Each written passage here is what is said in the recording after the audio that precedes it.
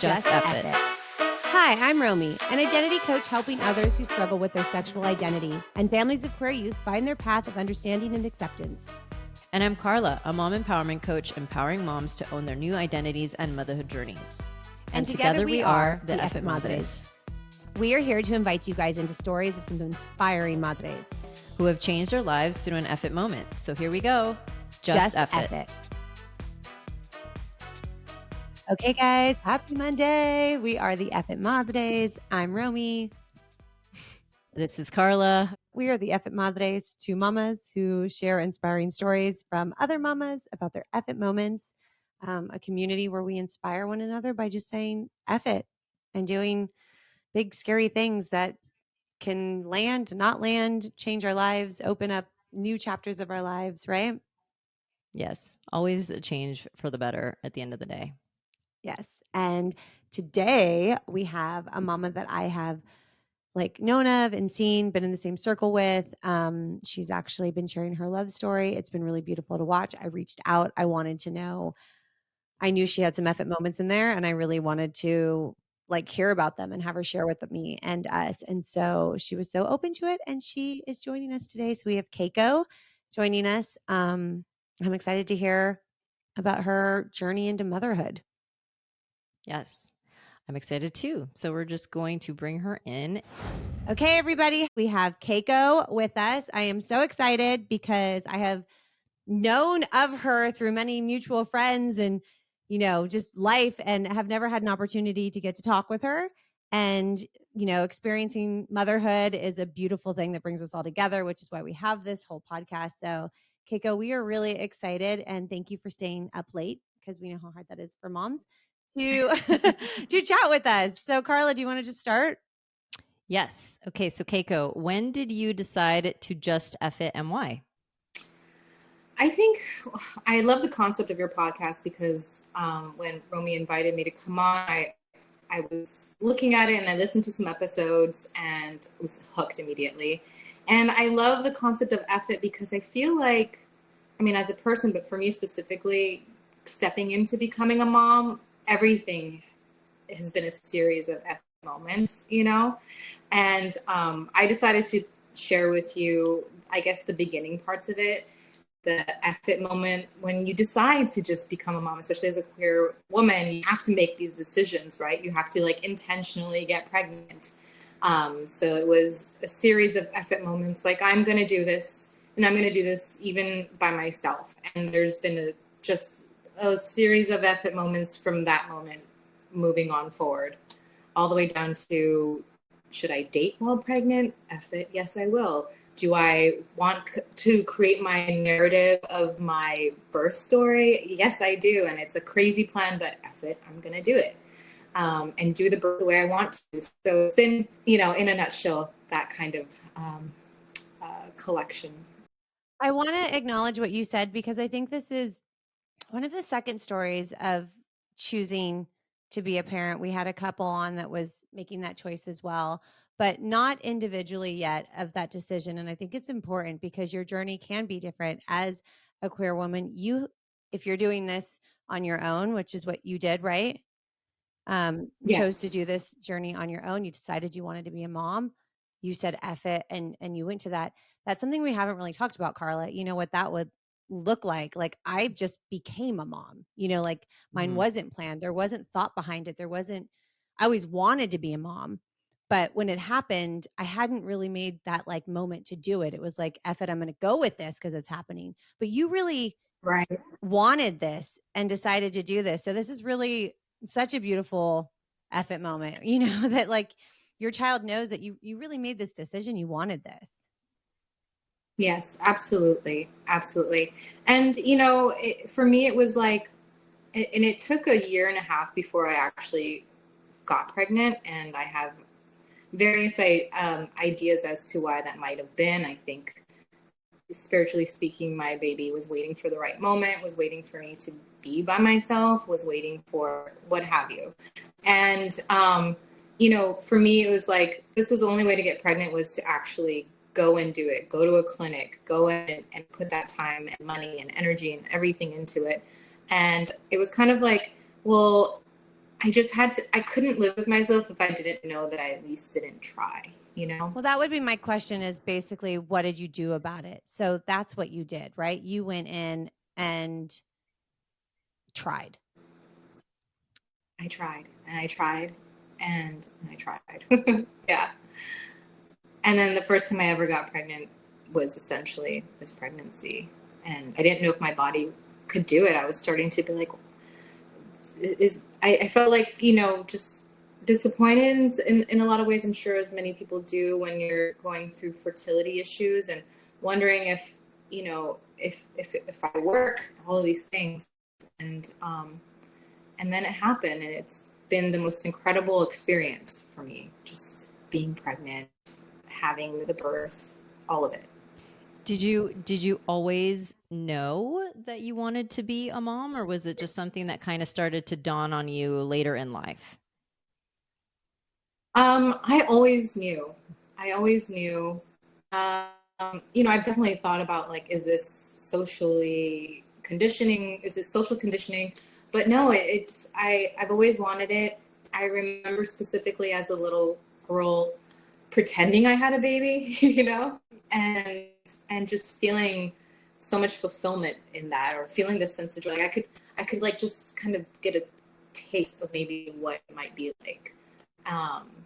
So yeah, I've always felt it. I feel when I follow you, and I don't know because I can't speak for you, but Carla knows this about me. We had a very different journey. I think a lot of moms have different journeys into motherhood, and Carla and I's been very different. You know, I really fell in love with the whole process, right? Like I really loved it all. And it was like I always wanted to be a mom too. And the only time I ever got pregnant is the time I got pregnant with my daughter.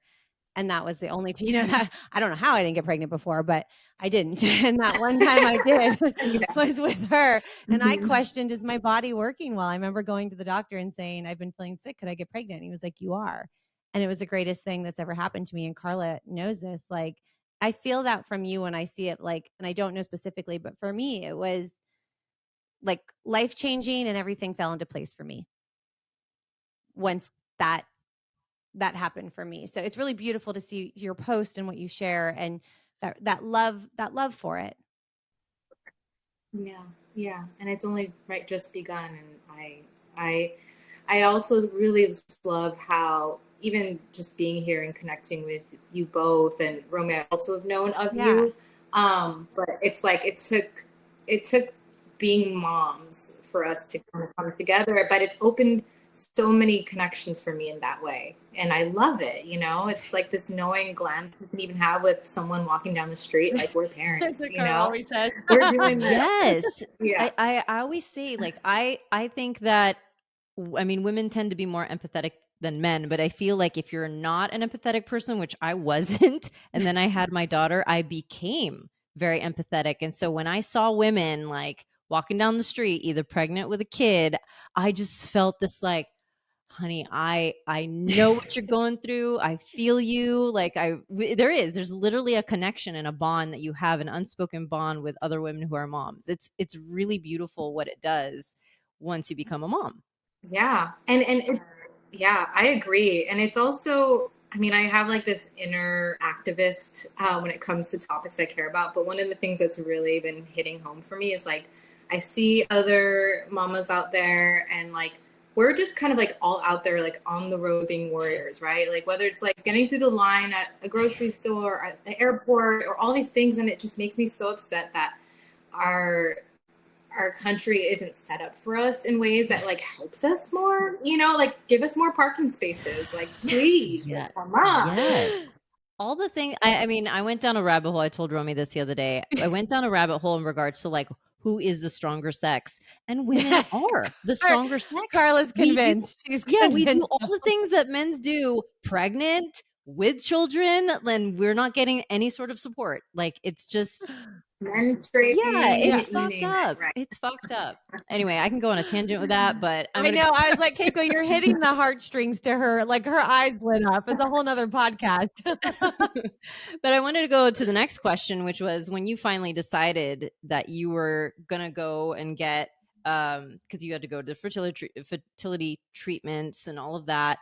How did that decision make you feel in that moment? Were you scared? Were you excited? What were the emotions you were feeling? Everything. I mean, the entire rainbow, right? It was scary. It was exciting. I just like it couldn't happen fast enough, and it just felt like it was like molasses, and it just felt slow, and it was painful. With the hormones and the shots and everything, but it became my North Star.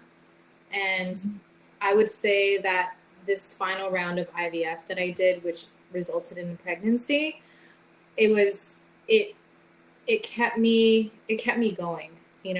Prior to that, I had entered like a deep depression.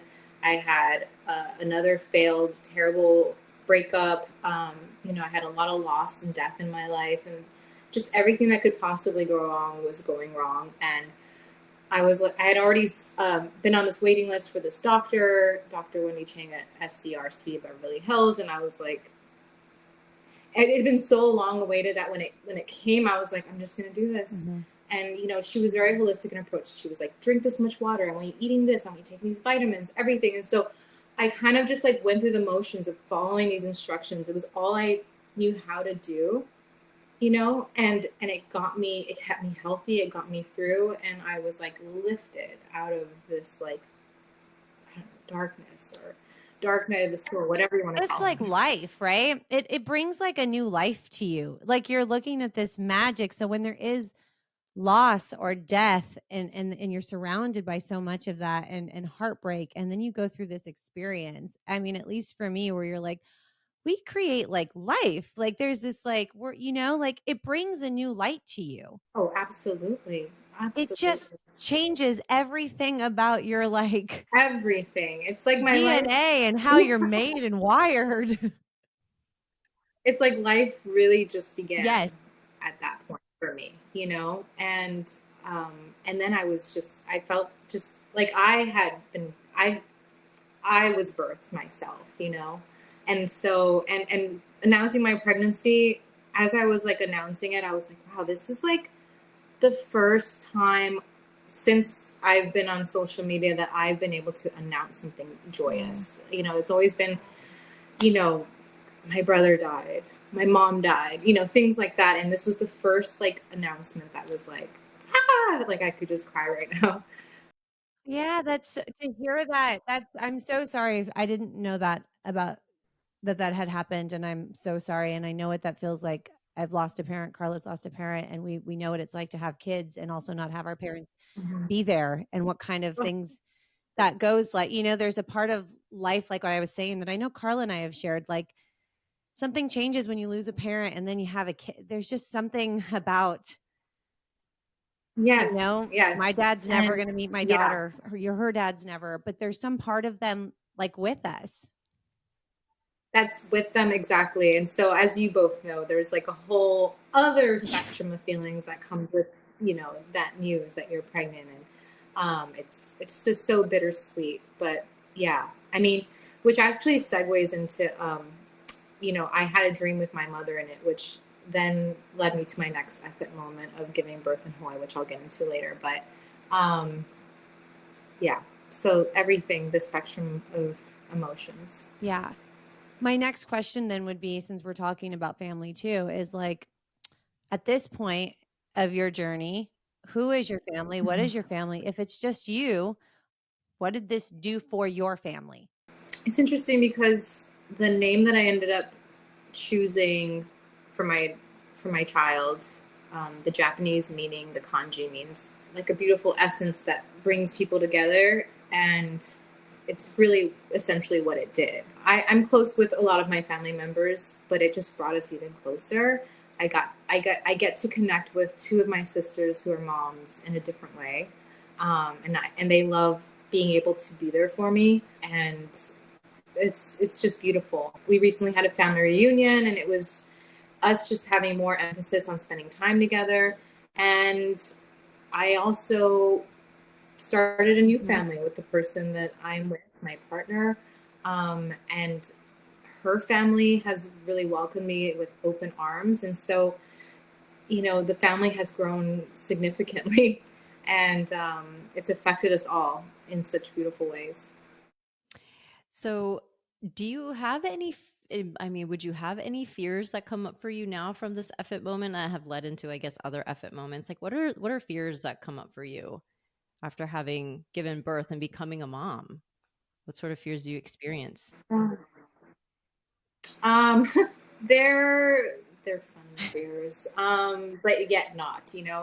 I fear, the cleaning products Yes. and the chemicals that come from it.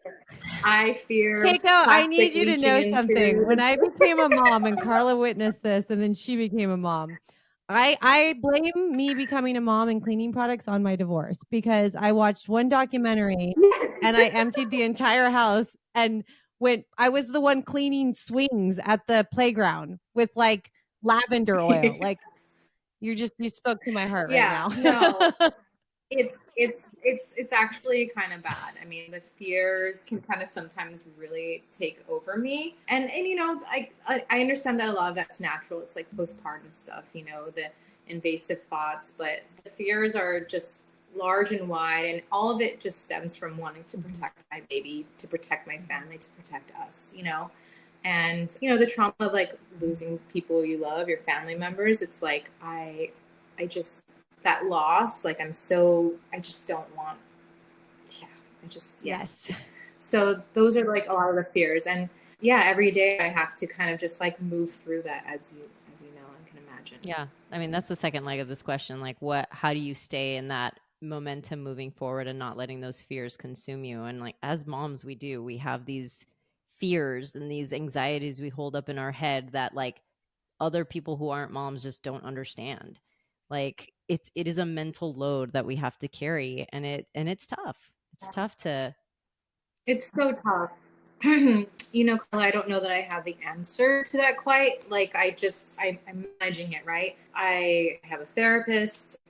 My loving partner is really patient with me, and we talk things over. And I bring rationale into it, and then essentially, like, I don't want to. I remind myself that I don't want to miss the enjoyment of the present, and I don't want to um, get in my own way of being able to just enjoy this moment, this time, and savor every bit of Mhm. it. So that's kind of where I let go. Mhm. I can really relate to you. I mean, I definitely my biggest and I'm super anxiety driven with my daughter. She's 7 now, but since she was born, like I'm the fear of losing her, and maybe it's because I've lost so many people in my life, and she's my like person that I attach so much, and I'm so protective that you saying like you don't want to miss the moment. As she's gotten older, I've really had to learn to be present with her, and she'll look at me sometimes and be like, "Stop worrying." Like stop, because she just knows this about me. And I'm in therapy too, and I'm working through it, and I've worked through it to really be able to release her into the world at times, because it's your baby. It's like you don't want to lose it. It's such a hard thing, and it's such a new we would have never known that we were going to feel like that until you're a mom. Nobody could ever prepare you for that. Mhm. No, no. Yeah, I hope it gets better. It I gets think it just better, gets but it gets different. hard. Yeah, I think it just gets different. Like they're different sort of fears. They get replaced, I feel like, with other fears. So, Well, Frankie's going to a slumber party Saturday, you guys. Saturday night, she has a slumber party. And I'm like, cool, I'm spending the night too, because she's not spending the night at people's houses that I don't know yet in second grade. So I'm like, Yeah. yeah, we can come, but I'm packing my Oh, bag because this is the new reality. Like, mm, because yeah. it's, right. So it goes from like fear of her sticking her yes, finger in a to, socket to her having a yeah, slumber to what are party. you Got being exposed it. to at other people's houses? Or are you afraid or alone? Or do you miss me? Or you know what I mean? Like, we're not there yet. It becomes all new. What are they teaching you on the internet? Like, what can you protect them from? It Uh, changes from don't eat that and choke to don't watch that and be exposed to that. Yeah. oh my I know. gosh. Those fears Mm-mm. terrify me. The internet stuff, the going to people's houses and staying over, same thing. But I mean, again, it's like one of those things where if we are like I always think if we are doing our best to create that foundation of love and safety and, affection, then they have like I at least hope, and I've heard that they have that good foundation moving out into the world, like even though they're exposed to different things, they have the foundation that we've created for them. So I'm like holding on to that. So, 100%. I remember them telling me, like, and I read that a bunch of stuff like that, Carla, as well, that it was like, create that safe space where you feel safe and loved. It's your core of home, so that when you go into the world, you go into the world with this confidence. You are mhm, loved, you are secure, you're safe. I didn't have that growing up. So I went into the world trying to find it from every false source possible because I didn't have that at home. yeah, So I'm doing like the opposite and trying to create that at home. And I watch my little girl go into school and be independent and feel confident. And she does, because bless her little heart, like she just feels so like she's strong, she's secure, she knows her base. And I watch her, and it's very different than how I was growing up, but like yeah. Carla and I talk about, we all kind of come from a different generation. Parents did it really different with us. Mm-mm. Yeah. Oh yeah. Like all that matters is like what we create here in our foundation. Mhm. And from there, you know, then she can build her own life and become whoever it is that she becomes. Yeah. 100%. Well, I mean, the question then I now would ask for you is, what would you say to any moms out there, not even moms, I guess, at this point, but more of any women out there, because this has been a different story too, that are thinking about wanting to start their own family on their own or wanting to become moms on their own? I think this is more common than not right now, and not just for queer women, for all women. Mm. Yeah, absolutely. And you know, it's funny because when I came out and I was like 18 and I had this conversation with my mom, she's like, well, I know you want to have a baby. Like, what will you do? And it's funny because my 18-year-old self said this to her, and I would say this even now, is that, you know, I, I end up getting really lucky by being able to have a wonderful partner that I met while I was pregnant, which was not part of the plan, right? But you know, so doing it alone is, as a single mom, is hard. It is so hard. It is beyond. Um, but I don't believe that waiting for the right person or the right circumstance necessarily. I mean, we can build that as best as we can, but it's never going to be perfect enough, right? And I think that if that is your heart's desire and your soul's desire, just make it happen. I say, you know, it's like F it and just do it. And for me, it was like taking that leap. And I'm only speaking from my own experience, but taking that leap, doing it on my own, because I know I needed to, and it's what I really, really wanted. Everything else like fell into place after that, you know. I think that's what happens though. Yeah. When you really want something and you're going after that, everything does align if that's what you want. So I think that's great advice. Yeah, we talk about it all the time that like once you say F it, like even in some of my coaching, we talk to women all the time, Carla, right? It's like that, like once you say F it, once you rip off that band-aid and you go for something, you release it and open up like life, the energy, the universe, whatever, God to like bring you what you need. You're not closed off and scared and fear. You're opening yourself up, you're breaking yourself open, and then you get to receive what is supposed to happen, and you don't even know what's coming. So like you went forward on your own, not knowing that like you had a partner that was going to be there for you. And you made that choice without needing it, which is so beautiful, and Mm-hmm. then it was right there for you. I think you nailed it, Romy. Exactly what Yeah, you and you had said. no idea, Yeah. but like and that's why I encourage so many, and that's why we love this. That's how we got here. I mean, Carla and I have been like, once we started this, right, Carla, everything has just been like, as far as our purpose and our identity and like what we're supposed to do in this life, it all started to kind of like fall into place. Yeah.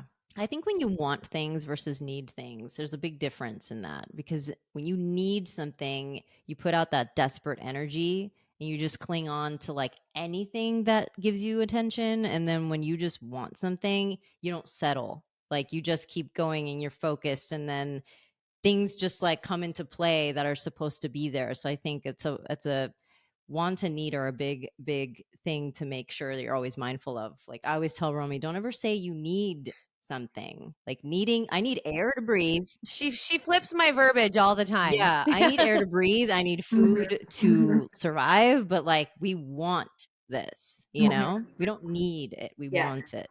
It's so beautiful that your child too gets to just really know that story of how much you wanted this. That you really, you know what I mean? That this is like really what you wanted. And then just like, you know, watching you through social media, I think it's beautiful that you guys are sharing your story and putting it out there. Our country's in a very wild time right now. And I feel personally, and I'm sure you can relate to this, Carla knows this, you know, just there's a war right now on love and families that look like yours or mine right now. And the more people see really just beautiful stories of families, the more it normalizes. And like, we need to not hide right now. So thank you for not hiding your love story in a time where so many are afraid to share that. Yeah. And I was talking to another friend who does Hey Fam, who we had on here. And we were having a conversation about it's a scary time to be out. It's a scary time when you're a mom, when you're a parent right now, to be out with that protection and just also feeling like we need to connect and share these stories. So just like, thank you for sharing your guys' love story. It's really beautiful. It's really fun to watch. I had no idea. Right. So it was, as I'm sure, shocking to most, shocking and in such a beautiful way. And so I had to reach out. And again, like you said, I have followed you, always known who you were. We've always ran in a very similar circle, but there was something about seeing you post about being a mom that was how I was able to connect with you. You know, I love that so much. Thank yeah. you. So Yeah. thank you for having me. spending your time in the evening, which we know is a long day, and Carla too, who's doing dinner, to come on here so that we can share stories with other women and other moms. And hopefully there's a mom that's listening or a woman that's listening, and you've inspired her to take that journey for herself, that she doesn't need to have a partner. Yes, She doesn't absolutely. need to know what's next, but if she wants it, she can have it. 100%. Where can people find you? Do you have a social media for business, or do you want people to find your personal? Yeah, just my Instagram is pretty much what I use. I still haven't quite figured out how to use TikTok. Oh. But yeah, I'm sure my baby will teach me. I was like, don't ask Carla and I for advice. No. So it's just your personal. What is your personal one? It's Keiko Tamaki. It's KAYKOTAMAKI. Okay. Sweet. Instagram. Great. Well, everybody can go follow you, your beautiful love story, and you know, your motherhood journey and all the wonderful things that I'm sure you're going to be posting and sharing. It's wonderful to follow you. And this is going to be the end where we all say, just F it.